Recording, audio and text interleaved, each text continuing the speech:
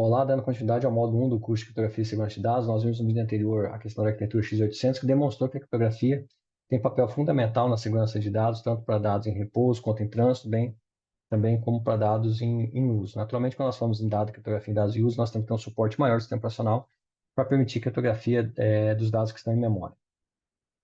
Pensando em criptografia em si, então nós temos como definição que a criptografia é uma área de estudo destinada à codificação de mensagens em texto claro, transformando-os em texto cifrado. Então, texto claro ou texto plano é a mensagem como nós a escrevemos, é baseado no idioma natural, é normalmente baseado no idioma português ou inglês, por exemplo. E aí nós transformamos, então, a arte de criptografar é transformar esse texto claro, esse texto plano, num outro texto cifrado que não faça mais sentido naquela linguagem e que não permita a obtenção das informações que estão no texto claro ali ou no texto plano original. Na mesma questão, na mesma área de criptografia, nós temos a questão da criptoanálise, que é a arte de quebrar essas mensagens e dado que eu tenho texto cifrado, eu consigo voltar para o texto claro, tendo ou não a chave criptográfica, tendo ou não o algoritmo, né? Então, essa capacidade de retornar. E aí a junção da criptografia com a criptoanálise nos dá origem à criptologia, que é essa área que abrange ambas as definições, criptografia e criptoanálise. Quando nós pensamos em criptografia, o que nós queremos, então, dado um texto simples que eu tenho, né, que nós vamos chamar de P, nós queremos passar ele para um algoritmo criptográfico e obter um texto cifrado aqui que não seja mais legível, não seja mais compreensível, né? E aí, por legível, entenda que não é mais possível obter os dados originais, né? Nós trocaremos, por exemplo, nos algoritmos mais simples, nós faremos a substituição do próprio texto por outros caracteres, então nós temos caracteres que são legíveis, mas aquele texto em si não tem mais sentido, não tem mais nexo em relação ao texto original. E, naturalmente, isso tem que ser um processo inversível. Então, eu tenho que conseguir aplicar um algoritmo de criptografia usando a mesma chave, no caso da criptografia simétrica, para obter o texto simples.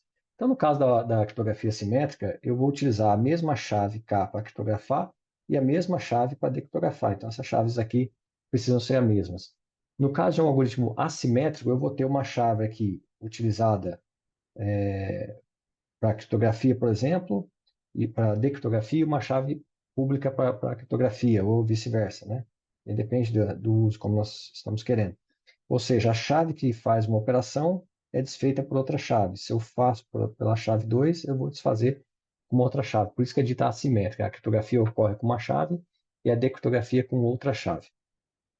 Então, dessa forma, eu posso entender então que a criptografia de um texto é dada por uma equação E aplicada sobre um caractere P ou sobre um texto P, usando uma chave K. Então, isso aqui é meu texto criptografado, que naturalmente, se eu aplico ele numa equação de decriptografia, utilizando essa mesma chave, eu tenho que voltar ao texto P original, né, ao texto P que eu tinha originalmente. Então, esse é o meu processo de criptografia. Naturalmente, quando nós pensamos nesse processo de criptografia, nós temos a questão da intrusão, dos intrusos, né? Esses intrusos podem ser passivos e ativos, como nós dissemos no vídeo anterior com relação aos ataques. Quando o intruso é passivo, naturalmente ele trabalha no sistema só de escuta, ele captura esses dados para processar e para tentar quebrar e obter essa informação. Se é um intruso passivo, o objetivo dele é obter esses dados, quebrar a criptografia e poder reinjetar dados na troca de dados criptografados, né? Então, ele precisa descobrir a chave, por exemplo, e o algoritmo para poder decriptar essa informação, modificá-la e encriptá-la novamente para submeter ao sistema. Naturalmente, um sistema de encriptação ele só é incondicionalmente seguro se o texto cifrado, né, ou seja, o texto gerado por ele, não tiver informações suficientes para determinar exclusivamente o texto claro, correspondente ao texto que originou aquele texto cifrado, né, não importando quanto o texto cifrado esteja à disposição. Ou seja, uma vez que eu tenho um texto cifrado, o meu algoritmo ele é eficiente, na verdade ele é seguro, desde que, dado que eu tenho aquele texto cifrado, eu não consiga de forma alguma ter informações ali dentro que me permitam voltar no texto claro, né? Nós veremos no próximo slide, por exemplo, mais para frente, aliás, que algumas características estatísticas, dependendo do algoritmo que nós aplicamos, continuam se repetindo no texto cifrado e isso nos permite voltar ao texto claro. Então, quanto menos características nós temos dentro do texto cifrado que refletem o texto claro, melhor nosso algoritmo de criptografia. É claro que não é possível fazer isso 100% do tempo. Nós temos um algoritmo chamado OnTimePad, que tem essa característica, no texto cifrado não tem características do texto claro. No entanto, a distribuição do OnTimePad, como o próprio nome já diz, OnTime, está me levando a uma chave por cadeia que vai ser criptografada. Então, dado um texto, aplico uma chave criptográfica, aquela chave eu descarto, não uso mais. Um outro texto, outra chave criptográfica, não uso mais. Então, naturalmente, apesar dele não colocar no texto criptografado as características do texto plano, né, não tem relação, porque toda hora eu estou trocando essa chave, a distribuição da chave passa a ser algo bastante complexo.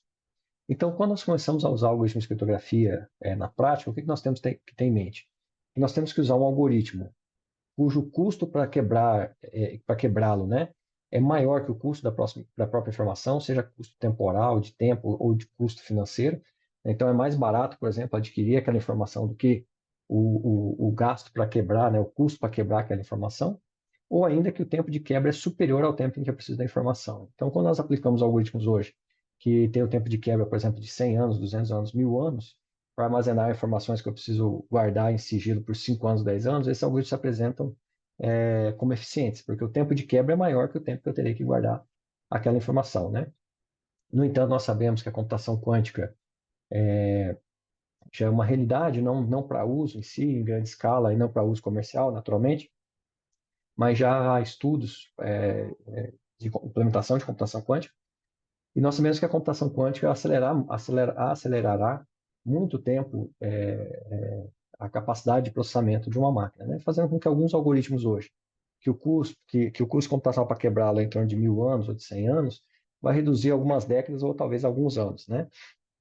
Então, naturalmente, já existem algoritmos criptográficos baseados em curvas elípticas, por exemplo, que são tolerantes à computação quântica.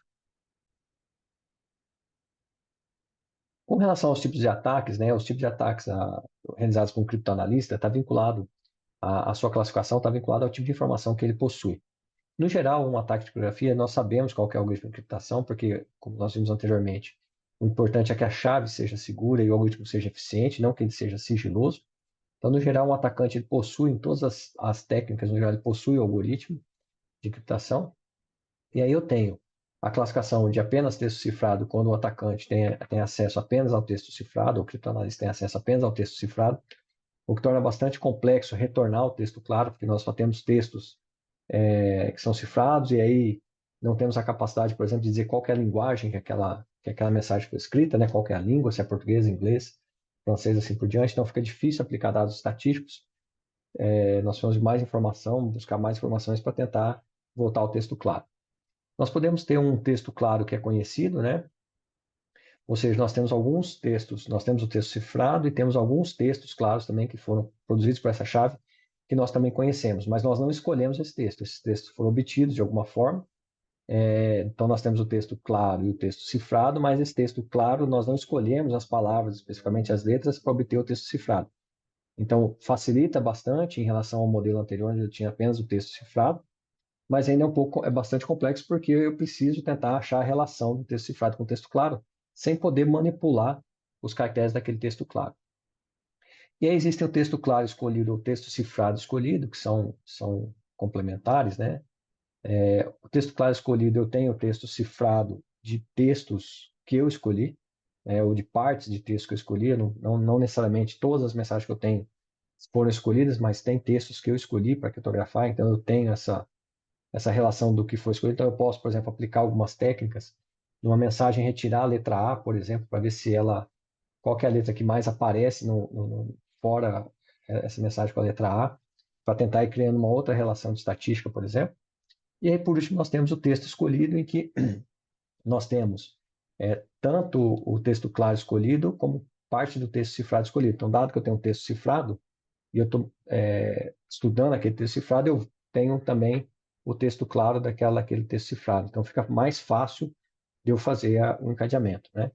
Naturalmente, quando eu só tenho o texto claro escolhido, eu tenho o texto claro e o texto cifrado, mas eu não analisei o texto cifrado para voltar para o texto claro, que é o que nós temos aqui no texto cifrado escolhido, né? Escolhe um trecho do cifrado para voltar para o texto claro. E no texto escolhido nós temos os dois lados. Do texto claro nós escolhemos para chegar no criptografado. Num outro parte da mensagem eu pego o texto criptografado para voltar no texto claro para tentar ir montando esse quebra-cabeça da criptoanálise. Então, naturalmente, esses algoritmos de criptografia, pensando nesses princípios de criptoanálise, nós temos que seguir alguns princípios, né? E um dos princípios é o princípio de Kirchhoff, que diz o seguinte, que os algoritmos devem ser públicos, eu não devo ficar escondendo, né? Aquela máxima da segurança por obscuridade não deve ser utilizada. Eu não devo achar que minha solução, meus dados estão seguros porque eu estou escondendo qual algoritmo de criptografia. Porque para quebrar um algoritmo de criptografia não natural, não necessariamente um criptoanalista precisa saber qual foi o algoritmo utilizado. Então, o fato do algoritmo ser público não deve impactar na minha segurança. O que deve impactar na segurança na característica, na qualidade do texto criptografado, é a qualidade das chaves e a segurança das chaves, o quanto que eu consigo manter essas chaves secretas, né? Então, todo o algoritmo simétrico, o segredo todo dele está na guarda da chave e na distribuição da chave. Eu tenho garantia a distribuição daquela chave de tal forma que só a origem e o destino a conheça, né? Que ela não tenha sido extraviada no meio do caminho. E, naturalmente, eu posso aumentar a eficiência do meu algoritmo se eu tiver redundância, ou seja, se eu aplico vários algoritmos diferentes ou várias etapas, né? E aí nós vemos mais para frente que alguns algoritmos já fazem isso inerentemente. E também se eu estou trabalhando com algoritmos atuais, né? Com relação aos tipos de operação, eu tenho operação de substituição e transposição. Substituição é quando eu pego um caractere e troco por outro. Então, eu vou pegar o caractere A e trocar por D, o B por E e assim por diante, que eu vou fazendo uma troca de caracteres. Então, eu estou substituindo um por outro. E transposição é quando eu começo a movimentar partes do texto, por exemplo, né? Então, eu corto um bloco de três letras e ponho no começo, pego de três letras no início e ponho no fim. Então, na realidade, eu não estou substituindo os caracteres, eu estou só embaralhando esses caracteres dentro da mensagem. E posso usar também uma combinação disso.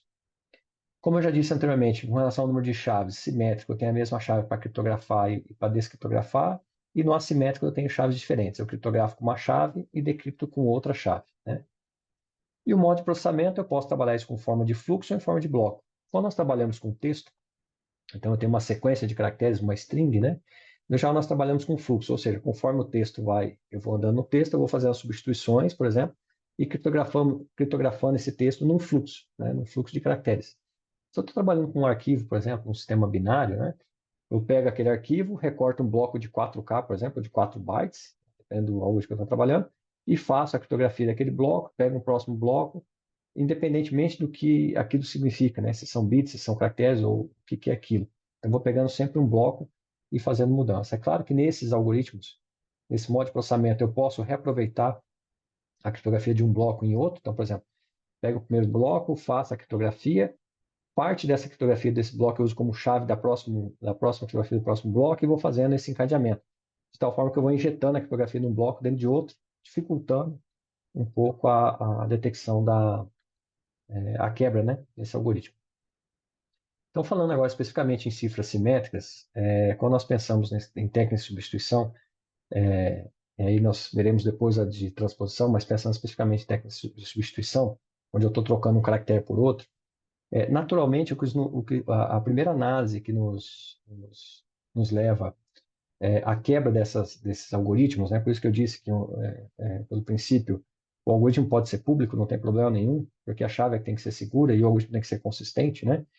Porque em alguns casos, os algoritmos eles refletem a frequência das letras que ocorrem no dia a dia, na própria língua. Então, pensando aqui na distribuição de frequência relativa dos caracteres da língua inglesa, por exemplo, nós percebemos que a letra E é a letra que mais aparece nessa distribuição de frequência relativa.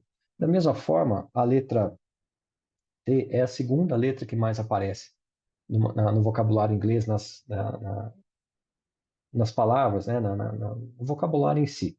Se eu começo a pegar um volume muito grande de mensagens criptografadas, é claro que se eu tiver um volume pequeno de mensagens, isso não é suficiente, mas se eu tiver um volume relativamente grande de mensagens cifradas, e eu começar a fazer esse mesmo gráfico de frequência relativa das letras, como eu estou substituindo uma letra por outra, naturalmente eu vou começar a ter o mesmo gráfico com outras letras invertidas no local. Então, por exemplo, digamos que a letra E aqui aparece como a letra com maior frequência, e no próximo gráfico, quando eu olho os textos cifrados, a letra que aparece com maior frequência, que, por exemplo, seja a letra X.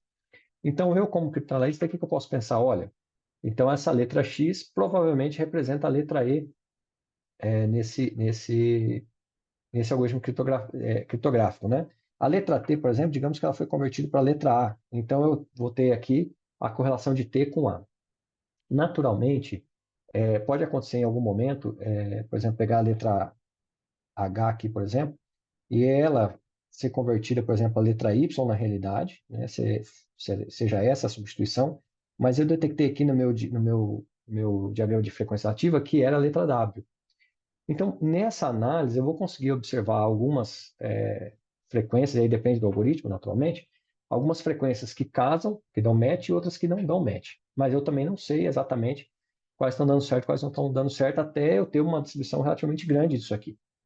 No entanto, eu posso aplicar essa mesma técnica agora usando digramas, ou seja, eu vou pegar conjuntos de duas letras. Quais são as duas letras que no alfabeto inglês ou em português mais aparecem, né? Então, RA, no caso português, RA, BA, SA, SI e assim por diante, né? Vão ter uma distribuição e eu começo a fazer análise dessa distribuição de digramas. E aí nós aumentamos isso aí para trigramas. Então, no caso do inglês, por exemplo, o D ele aparece relativamente com bastante frequência. Então, no meu caso, que como eu errei o H aqui de propósito, naturalmente por W, quando eu começo a olhar um trigamas, um trigama, a distribuição de um trigama, ou seja, de 3 em 3, o que eu percebi? Que o D, né, talvez, né, nessa análise, seja o conjunto que mais aparece. Só que quando eu olhar o D ali que mais aparece, ele vai estar representando pelo A, que representa o T, vai estar pelo Y, que representa o H, e o X, né? Na minha análise anterior, isso aqui eu já tinha acertado, estava ok, o X também estava ok, o que não estava ok era o Y, né? Que eu estava achando que era um W. No entanto, quando eu comecei a olhar a trigama, eu comecei a perceber que aqui aparece sempre um Y. Então, na realidade, não era um W aqui. O que eu tinha aqui era um Y. E com isso, nós começamos, então, se o algoritmo for muito fraco, muito simples, nós conseguimos, com estatística, ir quebrando, mesmo sem ter a chave, as cadeias criptografadas. E se eu tenho um volume muito grande de mensagem criptografada e conseguir voltar essas mensagens para o texto claro, eu consigo também derivar a chave a partir daí, e a partir desse momento eu consigo automatizar essa quebra, né, para facilitando a minha tarefa.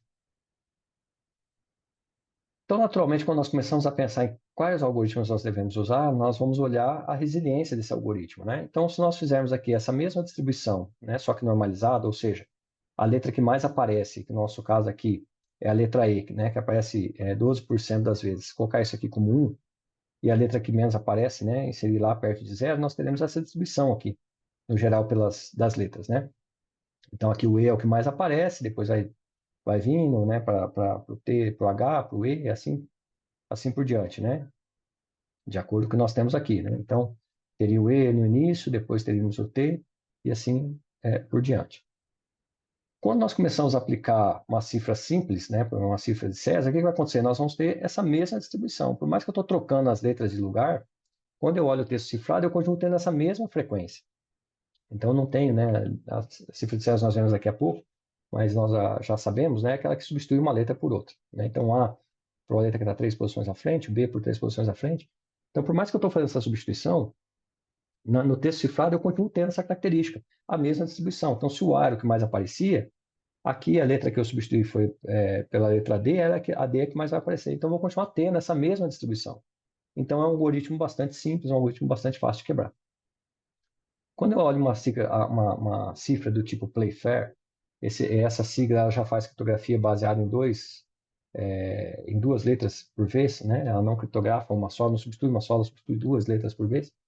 Nós já temos uma melhora, ou seja, a distância entre a letra que mais aparece e a letra que menos aparece já é menor do que nós tínhamos antes, né? Nós reduzimos aqui pelo menos em 0,3 a distância entre a letra que mais aparece com a letra que menos aparece.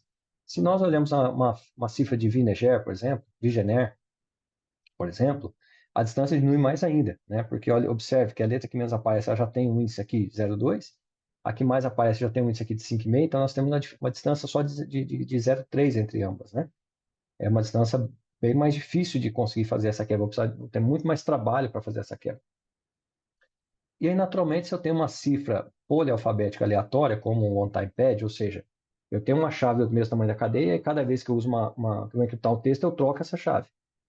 Então, eu nunca vou ter essa repetição estatística, né? A letra que mais aparece numa mensagem não vai ser a que mais aparece criptografada, não vai ser, né? Numa mensagem criptografada, a letra que mais aparece, não vai ser a que mais aparece na outra mensagem criptografada. Então, eu passo a ter todas as letras com o mesmo custo. E isso aqui é o ideal, né? Se nós conseguirmos ter um sistema de criptografia desse modelo, isso se torna ideal. E, naturalmente, é bastante complexo fazer isso, porque tem que ficar distribuindo essas senhas toda hora, né? A todo tempo. Então, quando nós começamos a olhar um sistema de segurança em si, o que nós tentamos fazer? Escolher um algoritmo que seja relativamente seguro e usamos outras técnicas, né, como um segundo fator de autenticação, o MFA, por exemplo, para poder ampliar a segurança, dado que a distribuição de uma distribuição de senha do on-time pad, por exemplo, é bastante complexa, né? E aí, claro, que em alguns sistemas nós vamos trabalhar um sistema on-time pad, mas no geral, quando nós pensamos em segurança, nós temos que ir encadeando, né, a complexidade da criptografia com a guarda de chaves e distribuição das chaves, com outros mecanismos de segurança para garantir a segurança como um todo. Então, quando nós olhamos aqui a cifra de substituição mais antiga que existe, que é a cifra de César, que nós já dissemos anteriormente, né, nós temos essa característica. Ela está aqui só para exemplo, né, é uma cifra que não é utilizada naturalmente, né, mas é uma cifra didática. Então, basicamente, nós estamos fazendo trocando a letra A pela letra que está 3 posições à frente, a letra B por 3 posições à frente, a letra C por 3 posições à frente, e assim sucessivamente. E aqui embaixo, então, nós temos aqui o texto cifrado dado essa cadeia de A a Z. Então, o A trocou por D, o B por E, o C por F, até de tal forma que o Z trocou por C. Ou seja, eu tenho para cada letra do meu alfabeto em texto claro, eu tenho uma letra do alfabeto cifrado. Ou seja, a estatística de distribuição das letras, né, seja de digrama, trigrama ou da própria letra, aparece igual com o texto cifrado e o texto claro, eu tenho a mesma frequência. Uma forma de resumir, né, essa cifra de César, então eu tenho uma cadeia criptográfica aqui, uma algoritmo de criptografia, né, um texto cifrado, ele é a aplicação do algoritmo de encriptação em cima do texto plano, deslocando 3 posições, né? Então, eu vou ter a posição P mais 3 posições, modo 26, né? Porque se eu tenho x aqui, naturalmente a gente vai converter esse P para a posição do x. Quando eu somo mais 3, eu tenho que voltar para a letra A, né? O Z, eu tenho que voltar para a letra C e assim por diante. Por isso, mod 26.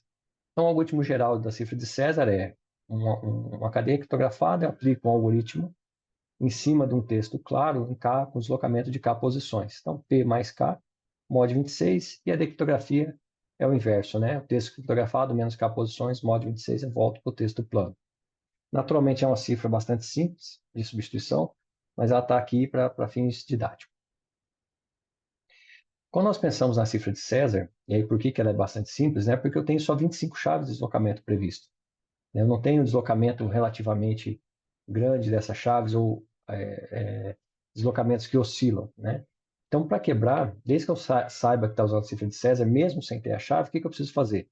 Dado um texto plano que gera um texto cifrado, eu coloco o texto cifrado, aplico todas as chaves, já que o custo é baixo, eu só tenho 25 chaves, e aplico nesse texto cifrado o algoritmo de criptografia, porque eu já sei que a cifra de César ele é conhecido, vou aplicar a descriptografia, então, com chave 1, com chave 2, chave 3, e quando eu chego na chave 3, eu já volto a ter o texto claro. Naturalmente, eu vou ter aqui 25 cadeias, né, para poder analisar. Obviamente, como eu sei qual é a língua, qual a linguagem, né, que foi escrito esse texto claro, eu consigo identificar facilmente aqui qual que é a cadeia de caracteres que faz sentido, né, qual a quebra que fez sentido. E dado que eu fiz isso, eu descobri qual que é a chave, a partir de agora eu já faço essa quebra automaticamente usando apenas essa chave. Uma próxima cifra de substituição, bastante simples também, é uma cifra fundamentada em permutação, denominada cifra de substituição monoalfabética. Ou seja, eu estou fazendo a substituição de uma única letra do alfabeto por vez, né? A diferença da cifra de César é que a cifra de César tem um deslocamento constante. Na substituição monoalfabética, que já é uma cifra melhor que a cifra de César, naturalmente, eu não tenho esse deslocamento constante. Simplesmente eu tenho um outro vocabulário aqui que representa o texto cifrado, né? Então, é como se eu tivesse no próprio algoritmo eu tenho a chave, que é embutida, que me diz quais os deslocamentos que eu vou utilizar. Então, o A, por exemplo, eu vou deslocar até o Q, o B até o W, o C até o E. Então, se nós observarmos aqui, por exemplo, o C deslocou uma única posição, mas o A aqui, por exemplo, deslocou várias posições, né? Então, na verdade, a minha chave que eu estou injetando aqui embaixo são as posições de deslocamento que eu estou executando.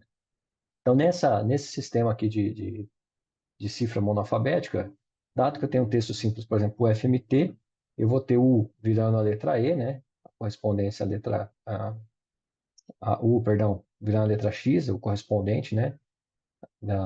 Do é o X, o F vai se tornar Y, o M vai se tornar D e o T vai se tornar Z. Então, o FMT passa a ser XYDZ, né? Então, eu passo a ter uma substituição monoalfabética baseada em permutações, cuja chave são os deslocamentos de cada uma das letras, né, que eu estou utilizando.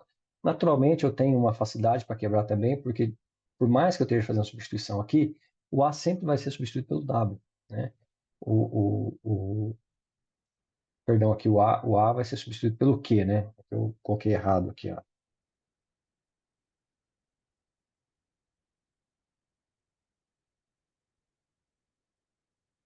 O A sempre vai ser substituído pelo Q. Então, não importa quantas vezes eu execute isso aqui, né, dado que essa chave vai ser sempre a mesma, não importa a taxa de deslocamento que eu tenho aqui, se é diferente, por exemplo, do C, só uma posição, para o A eu tenho várias posições de deslocamento, isso não faz diferença, porque, de fato, na cadeia criptografada, encriptada, eu vou voltar a ter aqueles dados estatísticos, né, tanto para digramas como para trigramas, como para o próprio alfabeto. Então, é uma quebra mais difícil, porque é difícil eu fazer todas as combinações, eu tenho que fazer todas as permutações de 26 caracteres, que nos dá uma combinação muito grande, então já fica mais complexo aplicar essa técnica que nós aplicamos aqui na cifra de César, mas as técnicas estatísticas continuam funcionando. Uma forma de eu contornar isso, aumentar a segurança desse algoritmo, é aplicar homófonos, né? O que são homófonos? É a possibilidade de eu trocar o A por mais de uma letra. Então, eu posso trocar o A, um exemplo, né? Por Q, W e E, posso trocar o B por W e R, e assim sucessivamente. Quando eu faço isso, no primeiro texto eu vou ter o A sendo convertido para Q, no segundo texto o A sendo convertido para W, o A para E. Então, quando eu faço essa distribuição de caracteres, eu tenho essa informação um pouco menos clara no texto cifrado, porque eu estou cada hora substituindo por um caractere diferente. No entanto, se eu tenho um volume muito grande ainda de dados cifrados, eu ainda consigo voltar e entender como que esse deslocamento está sendo realizado. A próxima cifra que nós temos é a cifra Playfair. É uma cifra já baseada em substituição de múltiplas letras, né? Nós estamos substituindo, nesse caso aqui, duas letras por vez. E ela é baseada numa palavra-chave, né? Então, por exemplo, aqui nós usamos, né, como nós temos 25 posições ali, 26, mas usando a matriz aqui nós temos 25 posições, então a matriz 5 por 5.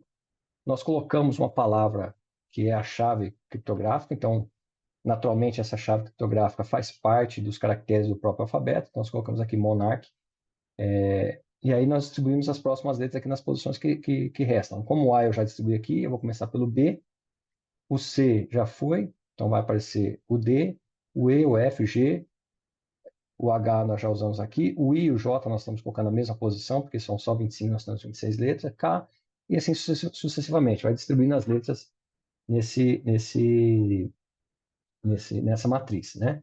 E aí nós temos algumas regras, né? Então, por exemplo, eu vou fazer a troca sempre de dois em dois. Então, é uma troca, ela é uma cifra de múltiplas substituições, né? Substituições, perdão, de múltiplas letras.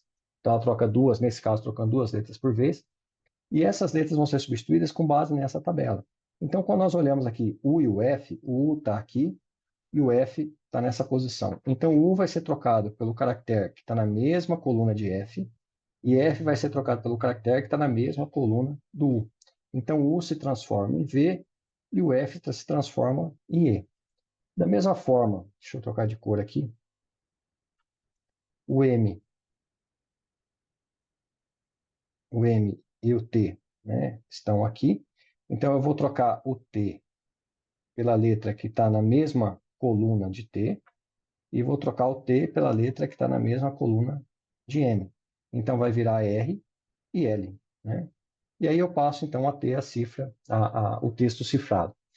Observe que pode acontecer, por exemplo, de eu ter uma palavra que eu tenho MO e MO estão na mesma linha, não estão em colunas diferentes.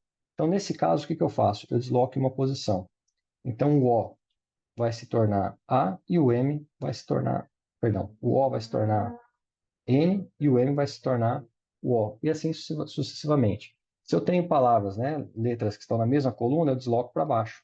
E aí eu vou trocar então o R pelo D e o D pelo K. E aí vai se fazendo essa mesma substituição. Se eu tenho letras, por exemplo, que estão na mesma linha e equidistante, eu rotaciono da mesma forma e vou fazer esse deslocamento. Então, se está na mesma coluna, rotaciona a coluna, desloca na coluna, perdão. Se está na mesma linha, desloca na linha. E se está em linha e coluna diferente, eu troco pelas linhas e colunas, né, correspondentes. Fazendo, então, essa substituição. Naturalmente, essa segurança ela depende bastante dessa palavra secreta que nós colocamos aqui no início, mas ele dificulta bastante a quebra já baseado em métodos estatísticos que nós vimos no gráfico. Deixa eu retornar no gráfico aqui só para nós observarmos. Ele já diminui bastante, né, com relação ao texto regular lá, pensando na cifra de César. Já diminui em 30% aqui a repetição de letras, né? É uma cifra já mais segura do que a cifra de César e do que a substituição monalfabética. Naturalmente, quando nós temos palavras repetidas, por exemplo, RR, né, se nós formos observar aqui, RR, como é que eu vou fazer a substituição? Então, nós injetamos uma letra coringa no meio para poder fazer esse deslocamento, e essa letra coringa, normalmente ela é fixa, né? Nós sempre temos letras repetidas, nós inserimos a letra e deslocamos. E, obviamente, isso vai se repetir no texto cifrado, né? Então, na hora de decifrar, retira-se, faz a conversão e retira-se essa letra que foi injetada. E aí, uma curiosidade, esse algoritmo de criptografia ele foi utilizado na Primeira e na Segunda Guerra Mundial, as Primeiras e Segunda Guerras Mundiais, né? E se apresentou na época bastante eficiente. Obviamente, hoje, com o poder computacional que nós temos e com as técnicas criptográficas que nós temos, hoje é mais simples quebrar esse tipo de criptografia. Um outro sistema criptográfico bastante conhecido é a cifra de Vigenère, é bem mais eficiente que a Playfair. E o que a Vigenère prevê? Também é uma cifra de substituição, só que agora, em vez de ser substituição multialfabética, ou seja, em que nós estamos substituindo um conjunto de letras, que no caso da Playfair, então estamos pegando duas letras e trocando com outras duas. Aqui não. Aqui nós estamos fazendo a substituição com múltiplas letras ao mesmo tempo, e com cálculos diferentes, né? Então, basicamente, uma forma bem simples de interpretar a cifra de Vigenère é como se nós estivéssemos aplicando uma cifra de César em cada um dos caracteres. Então, no primeiro caractere eu vou deslocar 3 posições, no segundo eu vou deslocar 10 posições, no terceiro eu vou deslocar 6 posições. É mais ou menos essa ideia. Então, quando nós olhamos aqui o texto claro que nós estamos querendo criptografar, nós vamos injetar uma chave, e aí essa chave, observe que ela tem que ter o mesmo tamanho do texto claro, mas naturalmente nós não vamos gerar uma chave sempre. Então, obtém-se uma, uma palavra, né, a ser usada como chave, uma palavra definida, e nós vamos repetindo essa palavra na chave até que essa chave fique do mesmo tamanho do texto cifrado. E aí nós começamos a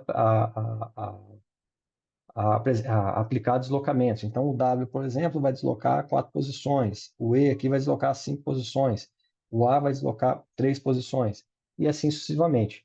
De tal forma que nós começamos a gerar, então, um texto cifrado. Então, observe que é uma cifra de César aplicada caractere a caractere, né? Em vez de eu ter uma chave única lá, dizendo que o deslocamento é tamanho 3, para cada caractere eu vou ter um deslocamento, né? Essa chave aqui, ela podia ser trocada por números, né? Então, vai deslocar 4, vai deslocar 5, vai deslocar 3, 5 e assim sucessivamente, né? Então, é como se eu fosse aplicando a cifra de César caractere a caractere. E nós veremos essa semelhança quando nós olhamos a definição. Então, nosso texto cifrado é a aplicação aqui de cada caractere do texto cifrado, usando um algoritmo de encriptação com a chave K, né, em cima desse texto plano, de tal forma que eu tenho em cada caractere, em cada caractere aqui do texto plano, eu aplico uma chave diferente e eu vou obter, então, um texto cifrado. Ou seja, em cada um desses textos, no P0, P1, P2, P3, eu vou somar ele com K0, K1, K2, K3 e fazer mod 26 do mesmo jeito que nós fazíamos aqui na cifra de César. A diferença agora é que esse K fica oscilando, né? Ele não é mais constante. E aí aplica-se, então, aqui o mod 26 e nós temos o algoritmo de Vigenère. De forma resumida, um texto cifrado na posição I é o texto claro na posição I deslocado em relação ao índice K, né, na mesma posição I. Mod M, porque eu tenho que ficar rotacionando, né? O tamanho aqui da minha cadeia, da minha palavra é menor que o tamanho da cadeia, então tem que aplicar aqui também para voltar para o início, porque eu vou ficar repetindo ela aqui na sequência, né? e aplico o mod 26 por causa das letras, como nós vimos na cifra de César, né, para voltar no início das letras. E aí, então, eu tenho a cifra de Wegener explicitada na forma de uma equação. Mas observe que, por mais que isso aqui complique bastante, e se nós voltarmos aqui no gráfico, nós vamos perceber que ela é uma cifra bem mais eficiente que a Playfair, muito mais eficiente que uma cifra de César, por exemplo, mas eu ainda começo a ter possibilidades de quebrar essa sigla. Né? Porque observe que, nesse caso aqui, se nós olharmos a palavra red, eu perdi ela aqui, red aqui, aqui eu estou aplicando red com E, P e T, aqui eu estou aplicando pelas mesmas cadeias. Então, por mais que o E aqui, por exemplo, for rotacionado com outra letra, em algum ponto da minha cadeia, e aí volta daquele ataque, né? Se eu puder escolher qual que é o texto claro e aplicar o algoritmo para obter o texto cifrado, que me facilita a análise, eu posso ir deslocando um conjunto de caracteres. Então, por exemplo, eu peguei o red aqui e fui deslocando. Eu coloquei na primeira mensagem, por exemplo, red, e obtive dados totalmente diferentes. O R aqui foi convertido para uma outra letra, digamos X, e esse R aqui por uma outra letra Y. Aí eu posso aumentar essa distância, red a red, por exemplo. E aí eu vou deslocando. Depois eu faço red a red, por exemplo. Até o momento que eu vou deslocando essas cadeias em si, né? Claro que se eu tiver o algoritmo, tiver essa possibilidade, eu vou deslocando essas cadeias de tal forma que em algum momento eles vão voltar a repetir as letras de posicionamento. Vai chegar um momento que o R vai ser convertido, no nosso caso aqui, para V e depois de novo para V. Quando eu obtenho isso, basta eu olhar a distância que está aqui, daqui até aqui, que eu começo a olhar qual que é o tamanho da minha palavra fundamental. Ou seja, qual que é a palavra que está sendo repetida, né? Qual que é o tamanho da palavra que está sendo repetida aqui para gerar essa nova cifra, né? Esse novo texto cifrado. E com isso eu começo de novo a aplicar técnicas criptográficas para ir quebrando esse algoritmo. Então, apesar de ele ser um algoritmo bem mais eficiente que os demais, é um algoritmo bastante eficiente, no entanto, ainda é possível de voltar e ter essa quebra porque nós estamos ainda substituindo uma letra por outra. Né? Por mais que seja agora com deslocamentos diferentes, mas ainda existe essa substituição. Se eu conseguisse colocar aqui um conjunto de chaves grande o suficiente do tamanho da cadeia de caracteres, dificultaria ainda mais a quebra da cifra.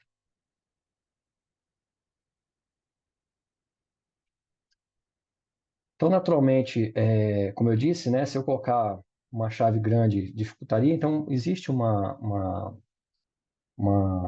técnica chamada técnica de autochave, em que eu repito a minha chave, inicialmente, que eu defini, né, está aqui, deceptive, que é a chave que eu defini, e eu começo a usar o próprio texto para ser replicado aqui e montar a chave sempre do tamanho da cadeia.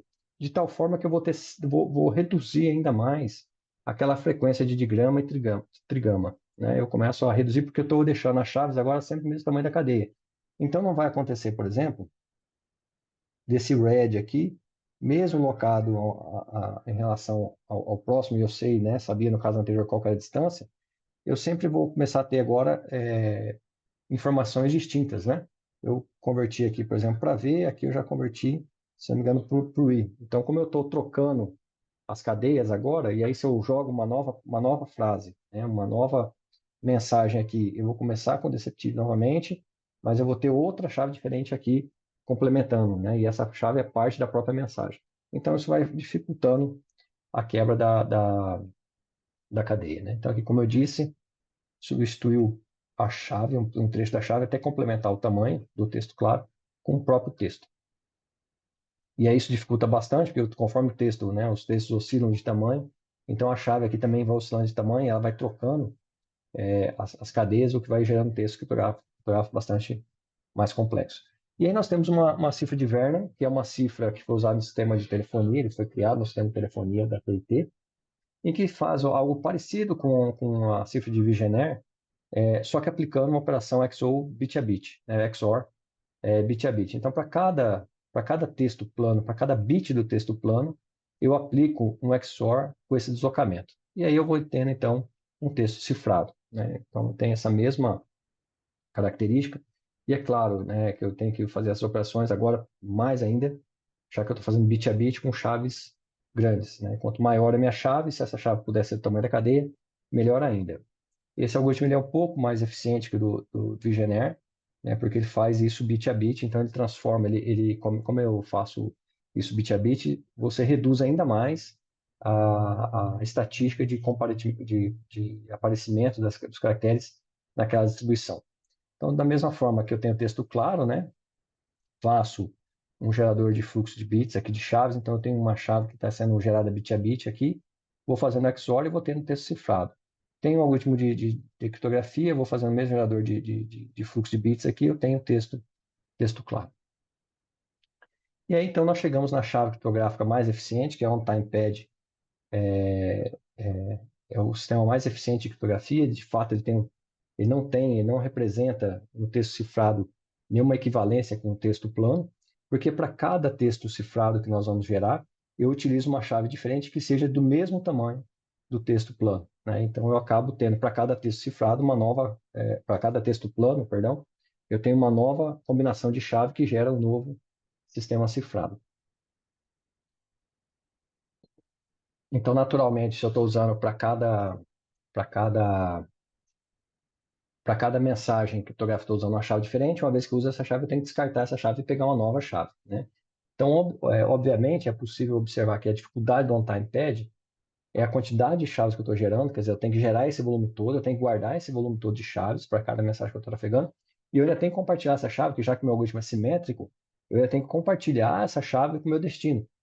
Então, eu preciso, uma forma mais fácil de fazer isso é eu ter um software gerador de chaves sincronizados nas duas pontas, né? Então eu coloco na ponta A e na ponta B um gerador de chaves que inicia a geração de chave com semente, uma semente específica, e eu vou gerando as chaves, então, e aí eu consigo ir gerando chaves de acordo com o passar do tempo, conforme o andamento dessa solução. Naturalmente, se eu coloco isso em cima de um sistema de rede e começa a perder pacotes, eu começo a ter problema no sincronismo das chaves, né? O que torna essa solução muito eficiente, mas bastante complexa de se utilizar. Então, aqui apenas como um exemplo, né, eu teria aqui uma mensagem, né, aqui em texto claro, aplico uma chave, tenho um texto cifrado e observe que na próxima mensagem eu tenho uma chave criptográfica totalmente diferente da chave anterior. Então, o início da chave aqui, por exemplo, já não tem nada a ver com o início da chave anterior e as cadeias são do mesmo tamanho, né? Ou seja, eu estou sempre trocando essa chave e vou naturalmente gerar textos totalmente diferentes e com isso eu não vou ter relação estatística nenhuma no texto criptografado com o texto claro. E aí nós chegamos então nas técnicas de transposição. Observe que antes nós tínhamos técnicas de substituição, nós estávamos trocando um caractere por outro. Agora nós vamos fazer a transposição, né? Ou seja, trocar um caractere por outro. Uma forma bem simples de fazer isso é com o que nós chamamos de cerca de trilho. Essa cerca de trilho pode ter a profundidade que nós quisermos. Aqui eu deixei uma profundidade 2 para exemplo. Mas basicamente consiste em eu pegar um texto claro aqui, por exemplo, cerca de trilho de profundidade 2 e começar a escrever essa frase, né? Esse texto claro, em duas linhas diferentes. Então, eu começo aqui, ser, K, espaço, D, e assim por diante, e vou seguindo. Então, eu começo, primeiro caractere na primeira linha, segundo caractere na segunda linha, próximo caractere na primeira linha, próximo caractere na segunda linha, próximo caractere na primeira linha, próximo caractere na segunda linha. Tem um espaço, passo para outra linha. E vou fazendo, então, essa substituição. No final, meu texto cifrado vai ser a junção dessa linha com essa linha. E aí eu tenho, então, aqui um texto cifrado, que é a primeira linha, né? CRA, ER, LO, né? E continua e concatena com a segunda linha. ECD, TI, H, DPO e assim por diante. Observe, então, que eu não troquei, eu não substituí um caractere por outro. Eu simplesmente, eu não fiz nenhuma substituição, né? Eu fiz simplesmente uma transposição, ou seja, eu troquei esses caracteres de posição. O segredo desses algoritmos de transposição está no tipo de algoritmo que eu estou usando, né? E no qual é a chave que eu estou usando, que minha chave é a chave 2. Então, eu sei que eu estou escrevendo em duas linhas. Naturalmente, uma cerca de trilho de profundidade muito alta precisa ter uma cadeia de caracteres muito grande para que eu possa usar, né? Para poder usando essa cifra. Quanto maior a profundidade da minha cerca de trilho, mais mais embaralhado isso vai ficar, né? É claro que isso se aplica bastante a cadeias maiores. Aqui nós temos também uma técnica de transposição em colunas. Deixa eu só tirar o vídeo aqui da frente.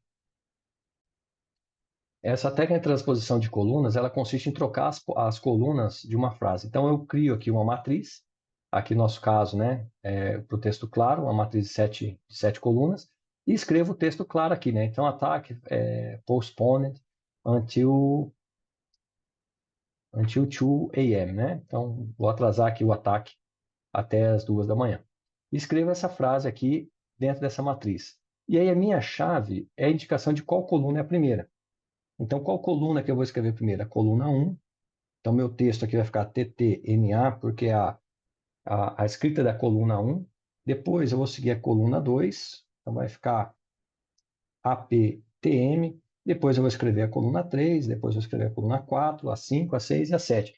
Então, com isso, eu estou fazendo a transposição. Eu tinha um texto escrito em linhas, preenchi isso numa matriz e fiz a transposição das colunas dessas matrizes, gerando um texto agora cifrado. E a minha chave, na realidade, é a sequência das colunas.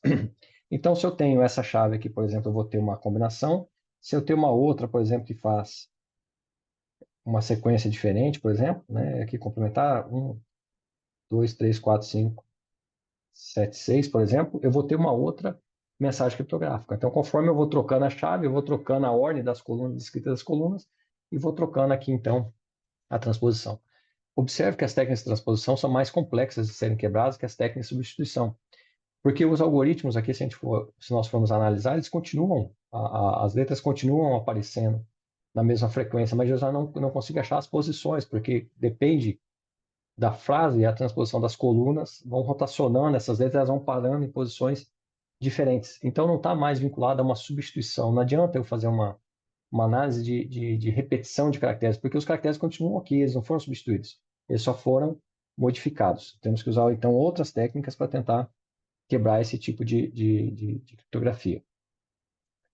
Então, aqui, se nós pensarmos, então, em como dificultar ainda mais, né, já que eu posso agora começar a analisar como que isso está sendo rotacionado e tentar rotacionar, eu preciso descobrir o tamanho das colunas primeiro, né, quantidade de linhas, mas eu posso também começar a aplicar isso de forma recursiva, ou seja, aplico com essa chave e obtenho essa cadeia. Pego essa cadeia como entrada de uma nova rodada do algoritmo com outra, né, outra chave ou com a mesma chave e vou rotacionando novamente e vou tendo outra cadeia. Então, eu posso trabalhar com a mesma chave ou com chaves distintas e aplicando recursivamente em cima da cadeia resultante, quantas vezes eu achar necessário, fazendo então a permutação cada vez mais permutação. E nós perceberemos, futuramente, um pouco mais para frente, que os algoritmos modernos trabalham com essas técnicas. Eles começam a permutar colunas e linhas com uma frequência muito alta, muito elevada, o que dificulta bastante a reversão. O custo computacional para reverter fica bastante caro. E aí nós temos uma técnica chamada máquina de rotor, que na realidade ela vai ser conceitual para outros algoritmos futuros, né, para outros usos, e ela foi utilizada na Segunda Guerra Mundial, que é um mecanismo mecânico, né, mas a ideia se aplica, né, aos algoritmos computacionais. Mas é um algoritmo mecânico formado por rotores, né, ou por cilindros que vão rotacionando. Então, à medida que esse cilindro aqui rotaciona 26 vezes, o cilindro do meio rotaciona uma única vez. À medida que o cilindro do meio rotaciona 26 vezes, o cilindro final rotaciona uma única vez.